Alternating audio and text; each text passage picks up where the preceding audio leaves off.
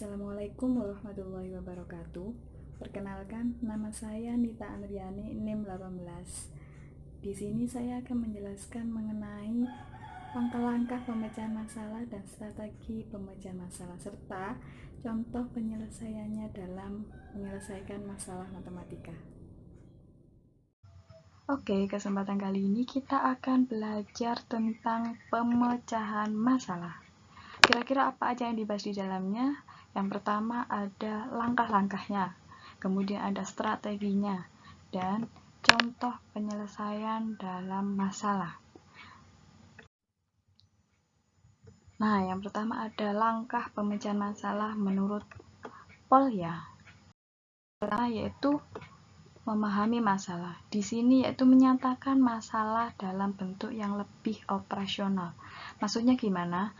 Kita bisa menuliskan apa yang diketahui dari masalah tersebut dan juga apa yang ditanyakan dalam masalah tersebut.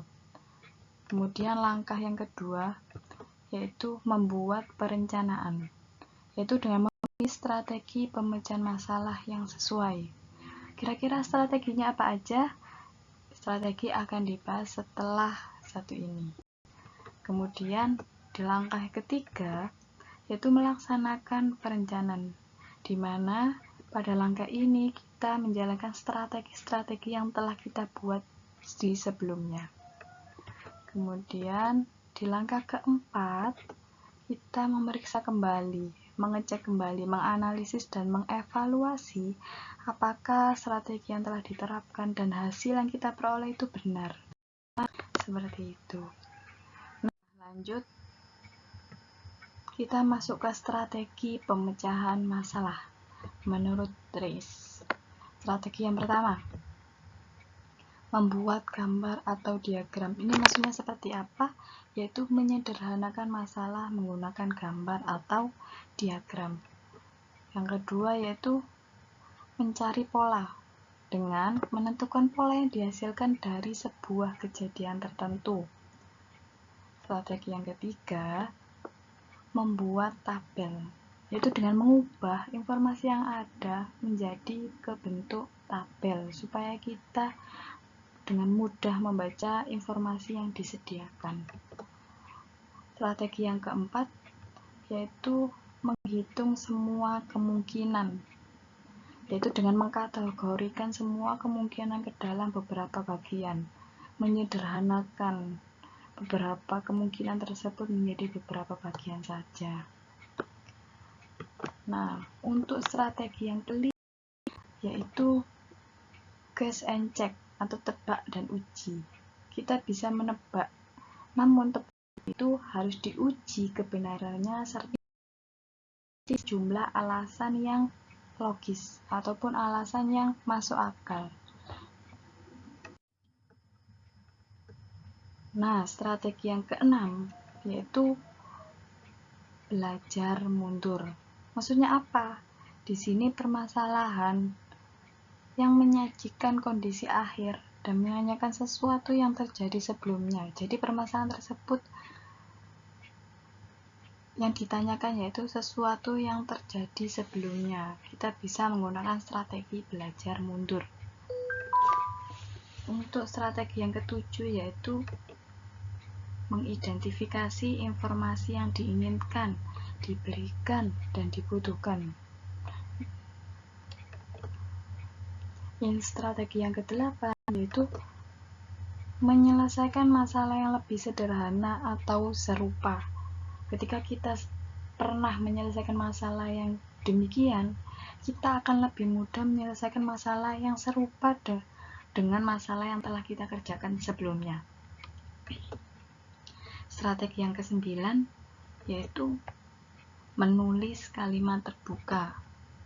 Yang ke-10 dengan X it out, memberikan gambaran nyata dari masalah yang diberikan dengan memanipulasi objek atau aktivitas fisik.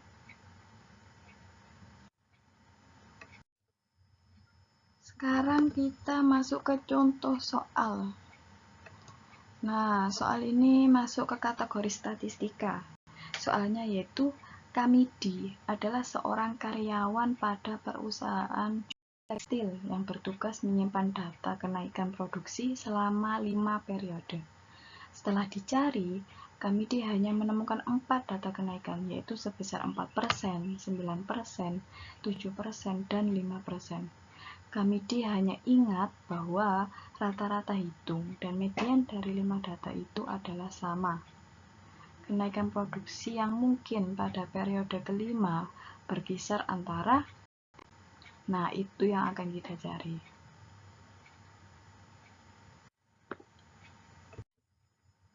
Sebelumnya, kita analisis soal terlebih dahulu.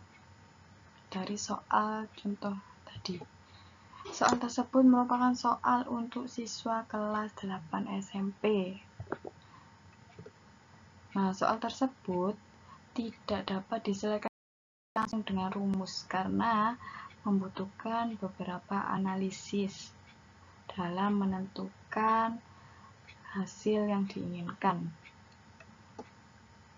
Soal tersebut ketika dihubungkan dengan taksonomi Bloom hasil revisi, maka termasuk kategori C4 atau analisis, di mana merupakan kategori soal HUTS atau Higher Order Thinking Skill. Soal tersebut juga termasuk sebagai suatu masalah. Mengapa? Karena merupakan soal non-rutin dan tidak dapat diselesaikan secara langsung.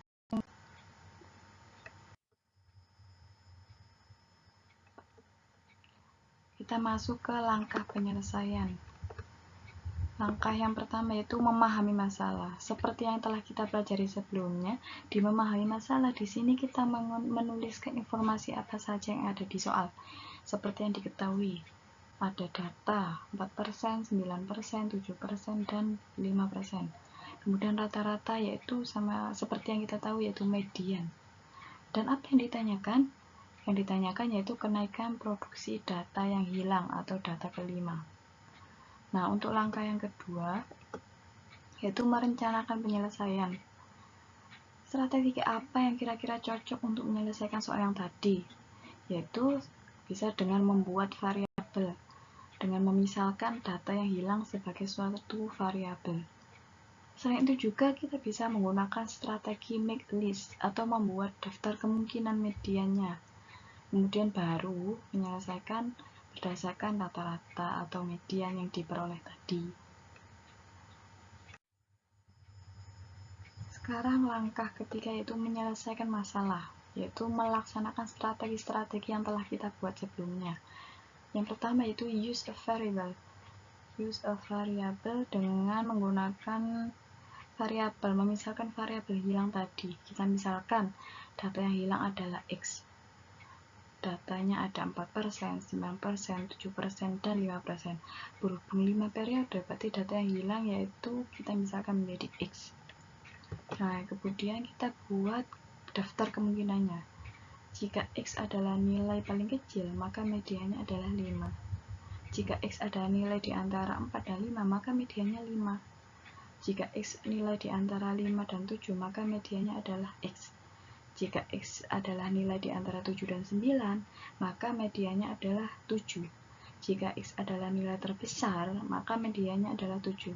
Loh, gimana sih kok bisa dapat seperti itu? Kita ambil contoh yang pertama. Jika X adalah nilai paling kecil. Nilai paling kecil kan kita, seperti yang kita ketahui adalah 0. Tidak ada kenaikan, berarti 0%.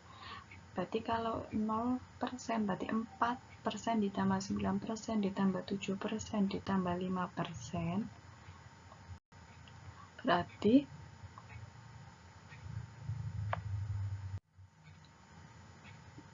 yaitu dengan 4 ditambah 9% tambah 7% tambah 5% dan 0% dibagi dengan 5 data kita peroleh, maka medianya adalah 5. Cara yang sama bisa kita terapkan ke kemungkinan berikutnya. Nah, berikutnya yaitu dari daftar kemungkinan nilai X tadi dapat diperoleh kemungkinan nilai median, yaitu 5, X, dan 7. Karena diketahui rata-ratanya, maka diperoleh persamaan 25 plus X per 5 sama dengan median. Untuk median sama dengan 5, kita peroleh X sama dengan 0. Untuk median sama dengan X, kita peroleh X sama dengan 6,25. Untuk median sama dengan 7, kita peroleh X sama dengan 10. Jadi, rentang nilai X adalah antara 0 sampai 10. Ini berarti kenaikan produksi yang mungkin pada periode kelima berkisar antara 0 hingga 10%. Nah, langkah yang keempat yaitu memeriksa kembali. Berdasarkan hasil pengerjaan tadi, karena mencari rentang nilai X, maka tidak perlu mencari semua kemungkinan nilai median, namun cukup mencari rentang median atau mencari median terkecil dan terbesar. Terima kasih.